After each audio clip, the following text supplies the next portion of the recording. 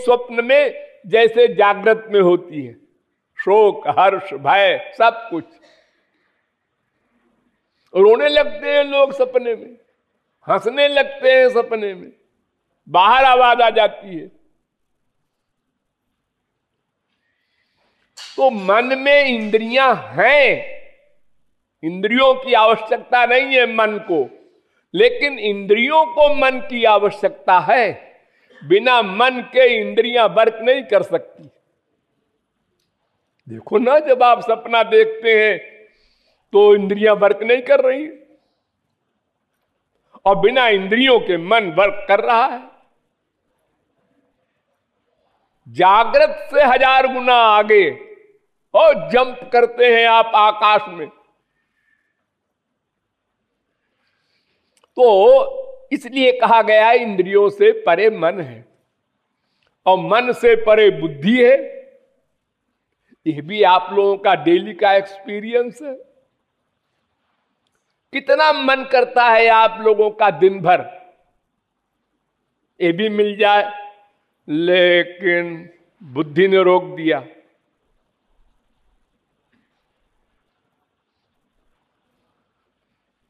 रसगुल्ला खा ले, बुद्धि ने रोक दिया है डायबिटीज है, खबरदार मत खाओ, मरोगे।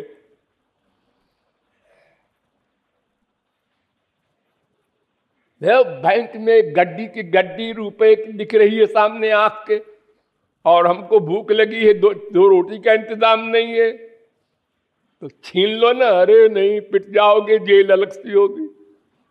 बुद्धि ने रोक दिया। छोटे से बच्चे को भी उसकी बुद्धि रोक देती है। जब तो स्कूल जा रहा है, गरम गरम जलेबी दिखी, लेकिन जेब में पैसा नहीं है, तो चुपचाप चला जाता है स्कूल। सबके का मन सबकी बुद्धि के अंडर में है, उसको करना नहीं है, अंडर में नेचुरल है। अगर बुद्धि के अंडर में मन न हो तो ये सारा संसार क्रांतिमय हो जाए, सब लड़ कट के मर जाएं।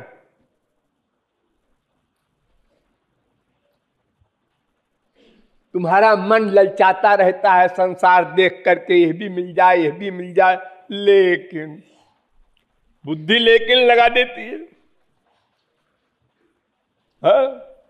गर्मी लग रही है, मन करता है सारा कपड़ा फेंक दे, नंगे हो जाएं, लेकिन क्या कहेंगे लोग, पागल हो गया है। हाँ, दिन भर आप लोग अपने मन पर कंट्रोल रखते हैं।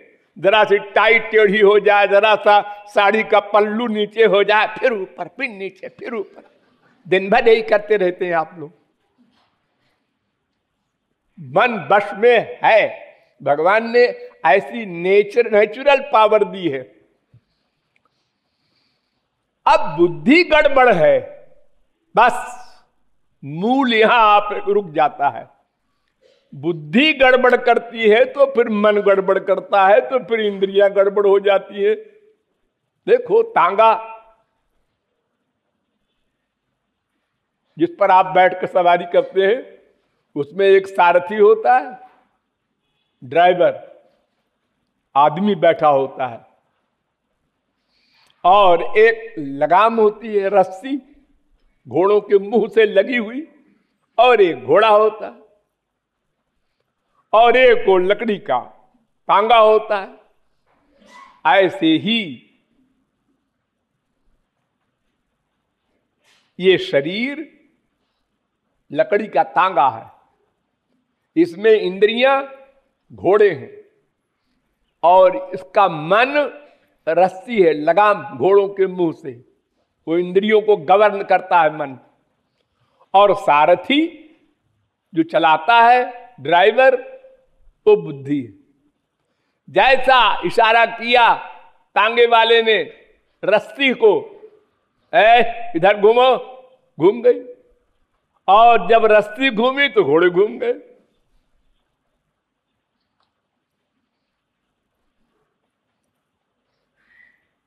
तो बुद्धि सबसे प्रमुख है, इसीलिए वेद कहता है बुद्धिम तु सारथिम विद्धि मनः प्रग्रहमेव च इंद्रियाणि हयानाहुर विषयांस्तेषु गोचरान आत्मेन्द्रिय मनोयुक्तम भोक्ते त्याहुर मनीषिणा।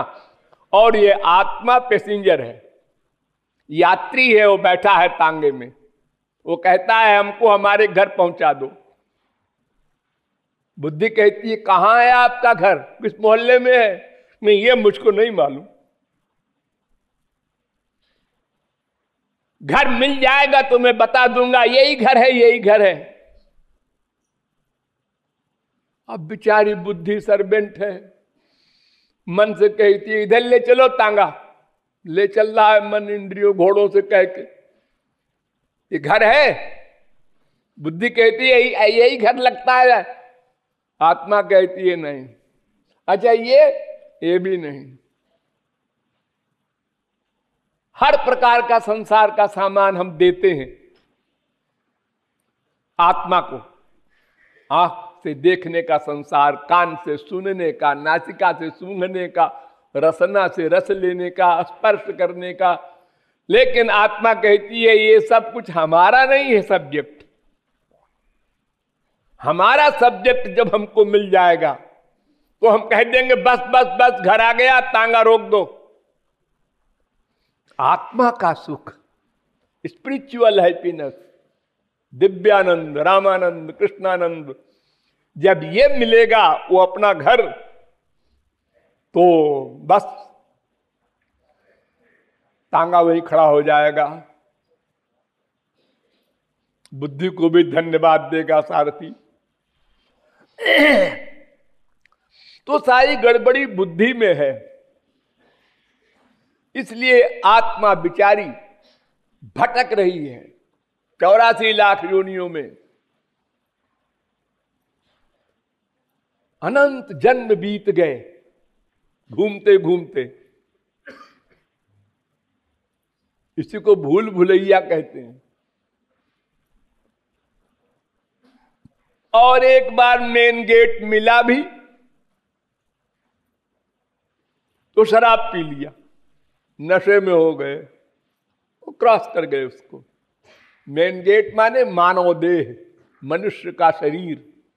84 लाख योनियों में यही एक ऐसा दरवाजा है जिससे आप उस भूल भुलैया के महल से बाहर निकल सकते हैं। उसको हमने नशे में खो दिया, बचपन में खेल में, जवानी में विषयासक्त होकर, वृद्धावस्था में चिंता कर करके संसार की, बाल बच्चों और नाती पोते की।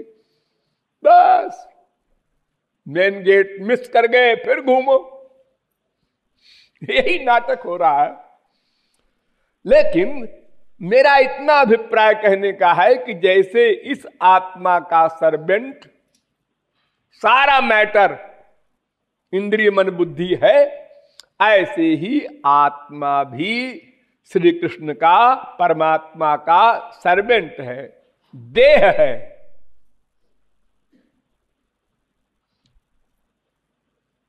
देह वो हमारी आत्मा है। जैसे हम शरीर की आत्मा है, ऐसे परमात्मा आत्मा की आत्मा है। तो जीवों का वो जीवन है, जीवन धन, श्याम सुंदर। और जिन जीवों ने ये समझ लिया और अपना जीवन अर्पित कर दिया, अपने जीवन के जीवन को, उसी का जीवन धन्य है।